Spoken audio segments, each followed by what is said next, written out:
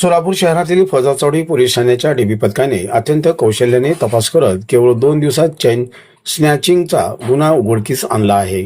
या कारवाईत पोलिसांनी 2 विधी संघर्षग्रस्त बालकांना ताब्यात घेऊन त्यांच्याकडून 33 ग्रॅम सोन्याचं मणी, मंगळसूत्र, गुन्ह्यात वापरलेली काळी पल्सर मोटरसायकल, 2 मोबाईल फोन असा एकूण 5,58,588 रुपये किमतीचा मुद्देमाल जप्त केला आहे।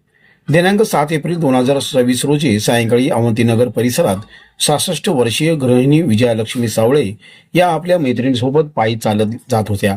यावेळी विना नंबर प्लेटच्या काळ्या रंगाच्या पल्सरवरून आलेल्या 2 अज्ञातांनी त्यांच्या गळ्यातील 33 ग्रॅम सोन्याचे मणी, मंगळसूत्र जबरदस्तीने हिसकावून पोबारा केला होता। या घटनेमुळे परिसरात भीतीचे वातावरण निर्माण झाले होते। घटनेचे गांभीर्य ओळखून वरिष्ठ पोलीस निरीक्षक महादेव राऊत आणि सहाय्यक पोलीस निरीक्षक संजय क्षीरसागर यांच्या पथकाने तातडीने तपास सुरू केला। सीसीटीव्ही फुटेज आणि तांत्रिक तपासाच्या आधारे मिळालेल्या माहितीनुसार पोलिसांनी सलग 2 दिवस बीड येथे जाऊन शोध घेतला। तेथून 2 विधी संघर्षग्रस्त बालकांना ताब्यात घेण्यात आले।